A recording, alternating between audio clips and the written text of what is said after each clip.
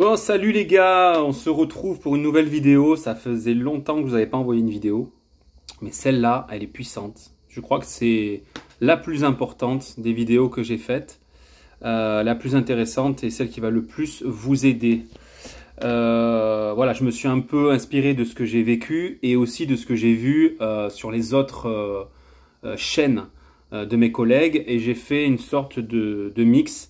Voilà, donc on va aborder les 10 galères à éviter en VTC débutant. Les 10 grosses galères à éviter. La première, c'est les clients qui sont en retard. Alors, ça arrive souvent. Déjà, le client qui est en retard, bon, ça peut arriver de temps en temps, mais s'il est en retard de plus de 5 minutes, cherchez pas à comprendre les gars. Vous avez 5 minutes d'attente. Au-delà de ces 5 minutes, vous annulez et vous prenez les frais d'annulation je crois que c'est 6 euros ou quelque chose comme ça. 6 ou 5 euros, 6 euros, 7 euros des fois. Voilà. Vous cherchez pas à comprendre parce que voilà, le client qui va être en retard de beaucoup, généralement, il va pas s'excuser. Et en plus de ça, derrière, il va être exigeant, il va demander que ça aille plus vite, et il va vous stresser, et voilà, vous pouvez avoir des accidents. Donc ça, vous ne cherchez même pas à comprendre. La chose que je joindrai à ça, qui est ultra importante aussi, c'est quand vous avez un rendez-vous à un endroit, pour une course, restez à l'endroit, au point GPS que vous dit l'application. Parce que des fois, il y en a, ils vous appellent, ils ont des résidences de 10 km de long. Alors, vous êtes où? Je dis, je suis au point, à l'entrée de la résidence. Ah oui, non, mais moi, je suis à l'entrée H. Donc, si vous pouvez monter, parce que j'ai des courses, ou j'ai des affaires, ou j'ai beaucoup de valises. Non, en fait. Parce que, déjà, si la résidence, elle fait 10 milliards de kilomètres de long, déjà, vous allez tourner. Déjà, pour trouver, vous allez tourner. Donc, le carburant, ça tourne. Vous allez galérer, parce qu'elle vous dit, ouais, l'entrée H, mais des fois, il y a des bâtiments, c'est fait de travers. Donc, non, tant pis. Tant pis, tu restes au point, 5 minutes, ça ne vient pas, tu t'en vas. Parce que si on commence à faire ça à tout le monde, on perd du temps et du carburant. Donc, c'est au client à anticiper et à donner le bon point. C'est à lui à mettre devant son entrée et pas devant l'entrée de la résidence. Voilà. Et s'il fait les choses comme il faut, il n'aura pas de problème et le client sera devant sa porte. Donc ça, c'était le premier point. Les clients en retard, et toujours aller au point GPS, et au bout de 5 minutes, ciao. Le point 2. Alors le point 2, très important, et ça rejoint un petit peu le 1, c'est quand vous allez à une course à un endroit, faites gaffe quand vous allez ouvrir la portière.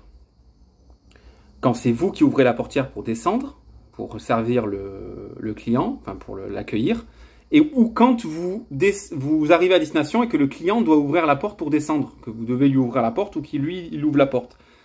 Donc verrouillez bien avant d'arriver, parce que le client lui regarde pas, et même nous ça peut arriver aussi.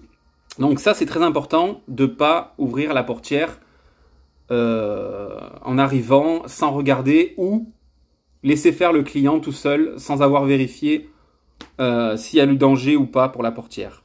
Donc ça, c'est le point numéro 2. Le point numéro 3, le paiement en espèces. Alors là, il y en a beaucoup qui sont concernés, et ça va leur rappeler des souvenirs. Le paiement en espèces égale problème. Je m'explique. Le client qui veut payer en espèces, souvent, il va te dire, j'ai pas la pointe. Donc si toi, t'as pas la monnaie, t'es mort.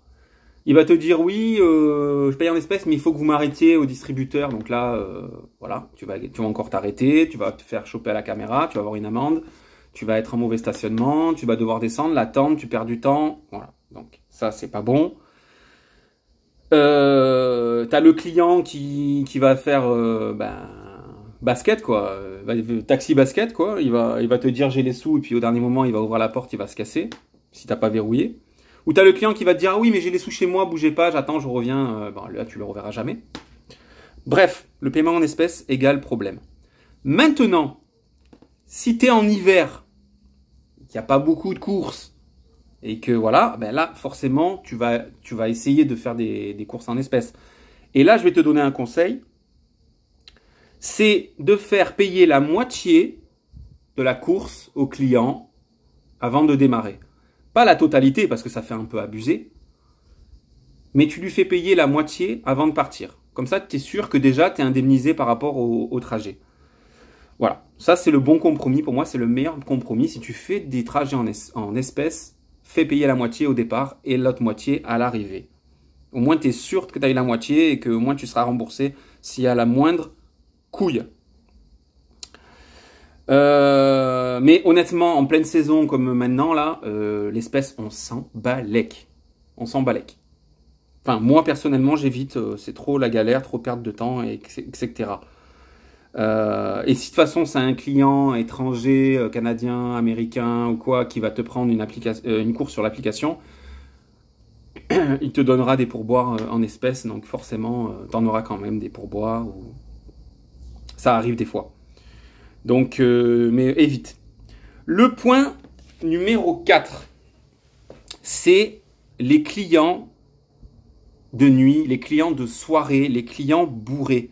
Les clients de sortie de bar, les clients de sortie de boîte de nuit. Alors là, c'est pareil.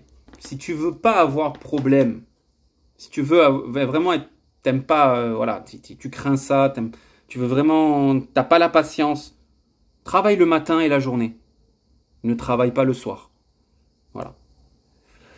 Voilà. Et deuxièmement, quand tu arrives dans un endroit comme ça, sortie de bar, sortie de boîte de nuit, il faut vraiment bien observer quand tu arrives sur le lieu. Déjà, tu observes la personne qui t'a commandé la course, si elle titube, comment elle parle. Faut vérifier. Ah ouais, un truc très important. Ne te concentre pas que sur la personne qui t'a commandé la course quand tu arrives. Regarde autour d'elle. Parce que des fois, il y en a, ils commandent la course, et puis il y a son collègue bourré qui est un peu plus loin, derrière le mur, qui est caché. Donc, vraiment, il faut super bien observer voilà, quand tu arrives, la situation et les personnes. Maintenant, après, voilà, si tu n'as pas la patience et si tu es une femme, par exemple, ou que tu as peur, que voilà, évite de travailler le soir et ça t'évitera énormément de soucis. Moi, je conseille ceux qui font les soirées de travailler jusqu'à 2 heures, pas plus.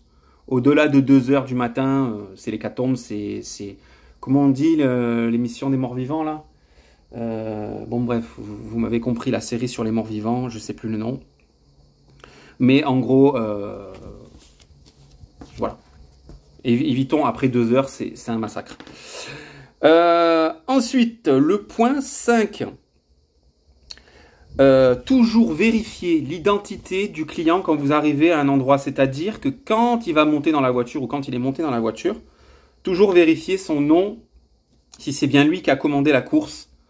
Parce que quand vous arrivez dans des endroits qui sont hyper touristiques, par exemple moi à Marseille, le Vieux-Port, l'Escale Borelli, ce genre de choses, la Pointe Rouge. Les gens, il y a beaucoup de VTC et les gens des fois se trompent de voiture.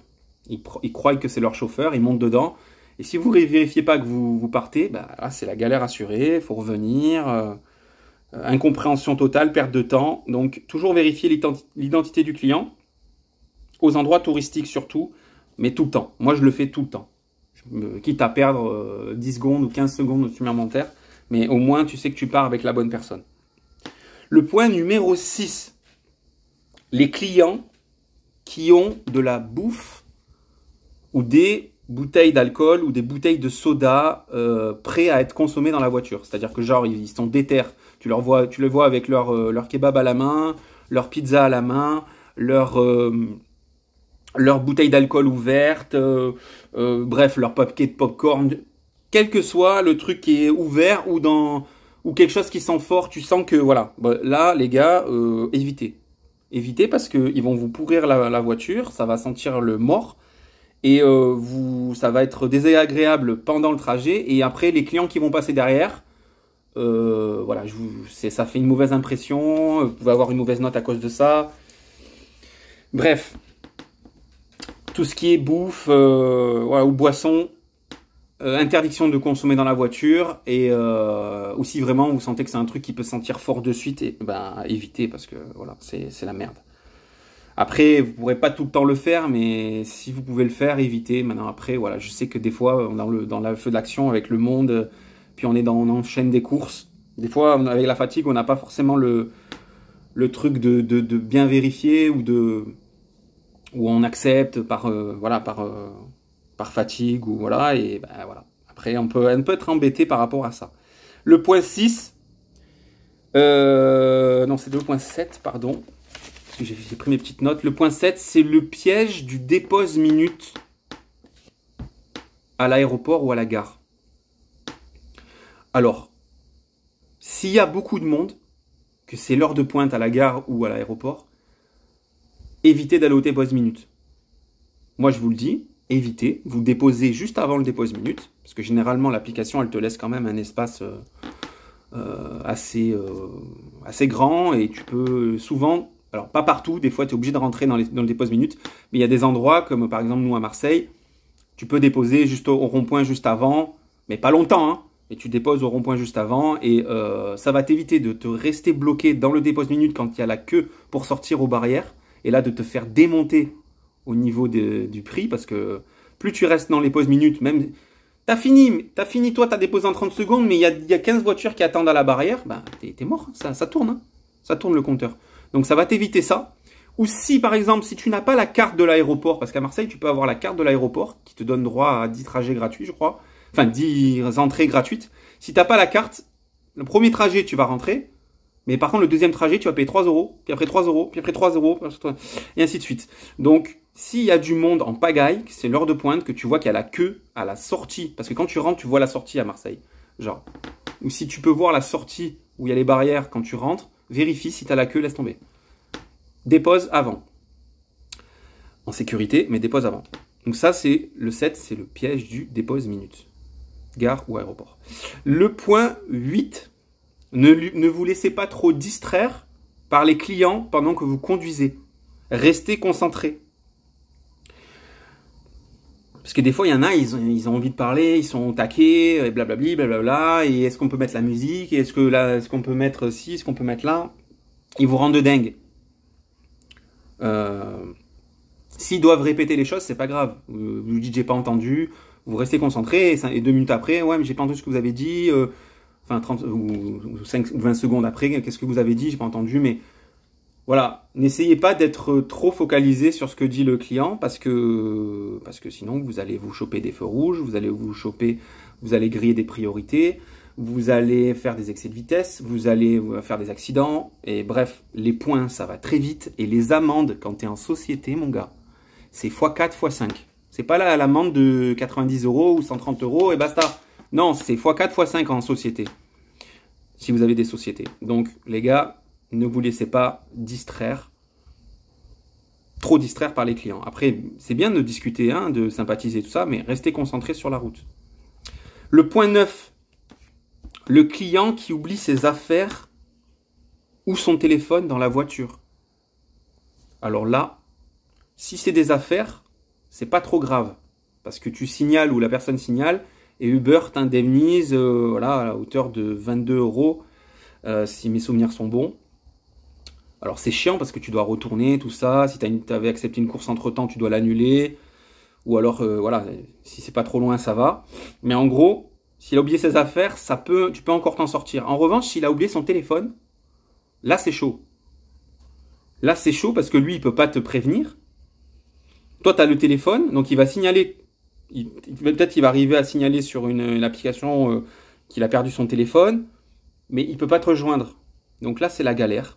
Donc surtout les gars, vérifiez bien après chaque départ si le client a oublié la moindre chose dans la bagnole. Voilà.